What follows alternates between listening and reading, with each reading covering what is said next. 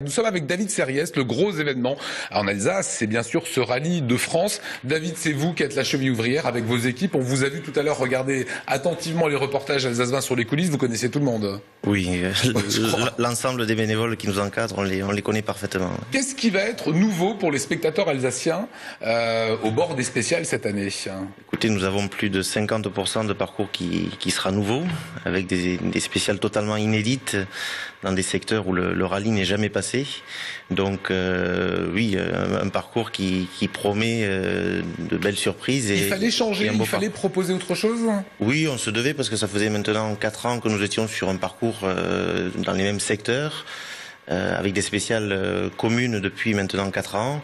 Et on avait la demande, je dirais, des concurrents, des teams et aussi du public d'essayer de renouveler ce parcours. Agno saute, c'est parce que l'AB est plus là? Non, c'est pas du tout parce que l'OB est plus là, c'est que les contraintes que l'on avait avec le cahier des charges de la FIA et du promoteur nous obligeaient à terminer le rallye un dimanche à midi et nous n'avions pas capacité à intégrer la spéciale d'Haguenau que dans les projets de parcours, nous avions déjà intégré.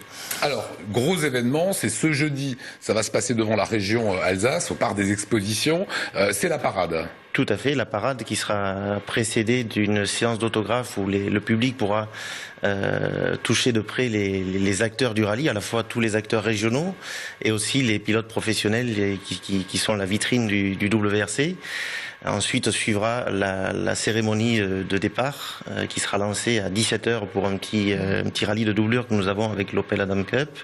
Et ensuite le WRC à 17h30. Cette cérémonie sera bien sûr animée par diverses animations et notamment une nouvelle discipline qui vient de rentrer à la fédération, le drift pour les voitures qui dérapent en permanence. Pour les néophytes, c'est un petit peu le patinage artistique du sport automobile. Donc de belles animations qui agrémenteront cette cérémonie. Alors on l'a dit, c'est la première édition sur notre champion alsacien. Ça a été difficile à gérer l'après Sébastien Loeb? Non, parce que je pense que le rallye de France-Alsace a fait sa place depuis 4 ans. C'est sûr qu'on aura un rallye sans Sébastien, il va nous manquer, il sera très loin. Je suis sûr que de Chine, il va suivre cette édition. Et puis je pense qu'on a un public qui, même en Alsace, a appris à aimer le rallye de France et se déplacera en grand nombre malgré son absence. Voilà, et un autre Sébastien, c'est Ogier, excellent pilote qui avait couru face à Sébastien Loeb et qui est un tout vite, tout le monde le dit. Il pourrait même être titré en Alsace.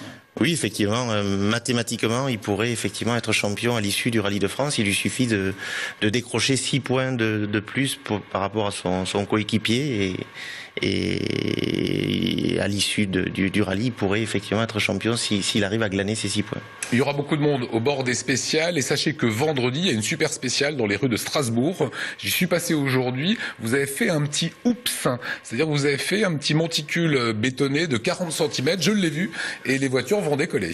Tout à fait, je peux attester que ça va décoller puisque nous l'avons testé et j'ai moi-même légèrement décollé avec mon véhicule. Oui. D'accord, qui n'est pas une voiture de course, on est bien d'accord. Effectivement. Voilà. Dernier point, est-ce que le rallye est amené à continuer? Il y a cette édition 2014, est-ce que ça va continuer? Écoutez, nous le souhaitons tous. Aujourd'hui, on est plus concentré sur cette édition.